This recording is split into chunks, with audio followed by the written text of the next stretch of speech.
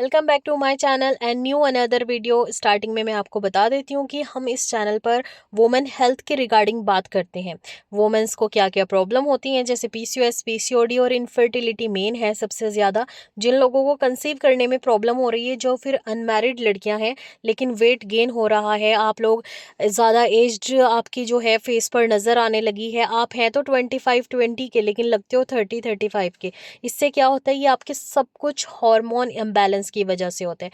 और आज हम इस वीडियो में यही जानेंगे कि हार्मोन्स बैलेंस कैसे कर सकते हैं और हार्मोन इम्बैलेंस होने की वजह से आपको किस किस चीज़ को फेस करना पड़ सकता है। सबसे पहले जानते हैं, अगर आपके हार्मोन इम्बैलेंस्ड हैं तो आपको क्या क्या फेस करना पड़ सकता है। हार्मोनल इम्बैलेंस सीधा सीधा आपकी इनफर्टिलिटी को इंक्रीज करता है और फर्टिलिटी को कम कर देता है, जिससे कंसीव करने के चांसेस बहुत कम हो जाते हैं। और अगर आप अनमैरिड हैं तो आपकी ब्यूटी पूरा प्रॉपर तरीके से ख़त्म हो जाती है। और इसके सिम्टम्स जान लेते हैं। सबसे पहले इरेगुलर और एब्सेंट पीरियड्स, या तो आपके पीरियड्स आते ही नहीं है, अगर आते हैं तो वो इरेगुलर होते हैं, 3 मंथ्स में एक बार आ गए, या फिर 35 डेज़ में अगर एक बार आ रहे हैं तो उसके बाद 45 डेज़ बाद आएंगे, या फिर आपको 6 मंथ या फिर 8 मंथ तक आते ही नहीं जब तक आप टैबलेट्स नहीं लेते।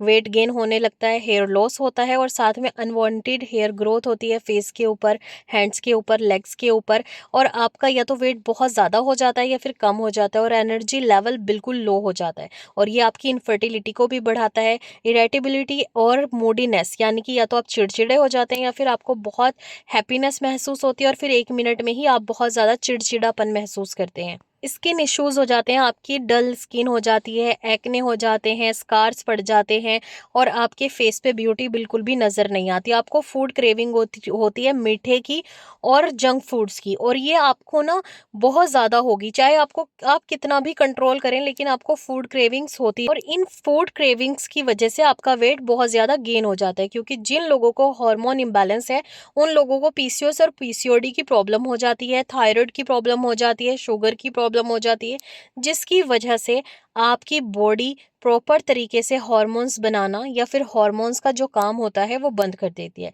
इससे आपकी एज बहुत ज़्यादा दिखना शुरू हो जाती है। चाहे आप 25 में हैं, 20 में हैं, 16 में हैं, लेकिन आप अपनी एज से 10 to 15 ईयर्स एक्स्ट्रा लगना शुरू हो जाते हो। जो 25 साल के हैं वो 30-32 साल के लगते हैं, जो 30 साल के हैं वो 40-45 साल की लगती हैं।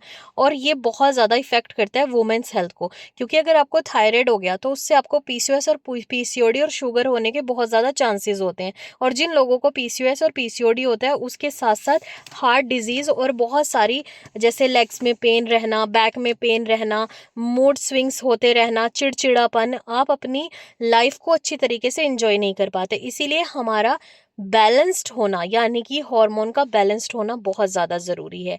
अब जानते हैं कि हार्मोन्स को आप बैलेंस किस तरीके से कर सकती हैं। अगर आप अपने हार्मोन्स को बैलेंस करना चाहते हैं तो सबसे पहले अपने लाइफ स्टाइल को चेंज करें, जिसमें सबसे नंबर 1 पे आता है हेल्दी डाइट।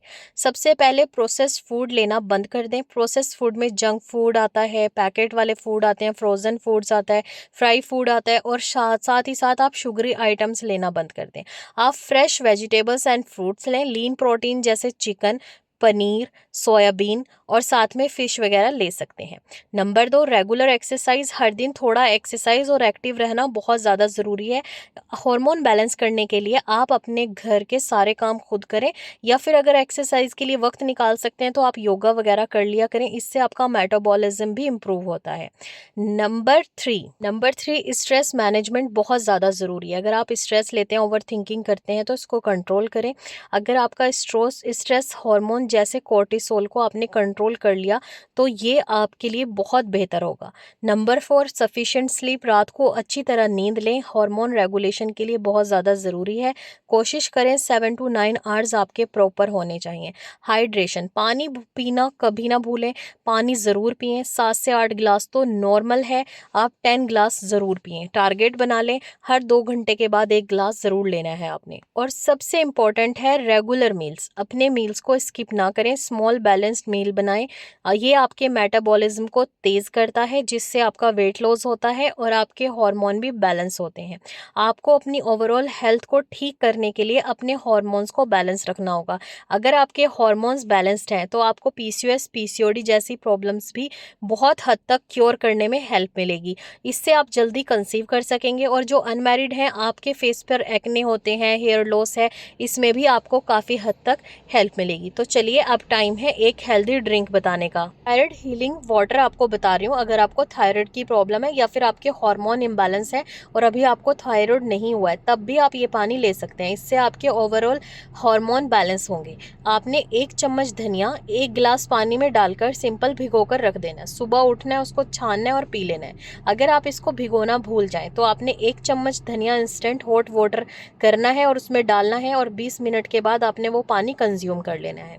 अब मैं आपको बता रही हूँ 4 ऐसे रिच फूड जो प्रोटीन से रिच्ड है, जिंक से रिच्ड है और ये बायोटीन रिच फूड है जो आपके हेयर फॉल को रोकते हैं। Walnuts, almond, sunflower seeds and eggs. रोज़ाना आप 2 अंडे खा सकते हैं या फिर 1 अंडा खा सकते हैं और ये आपने बॉयल एग ही लेना है। आप 4 अखरोट की गिरी और 4 बादाम और साथ ही साथ 1 चम्मच सनफ्लावर सीड्स को अपनी डाइट में शामिल कर सकते हैं। सबने अपना बहुत ध्यान रखना है और चैनल को सब्सक्राइब कर लेना है।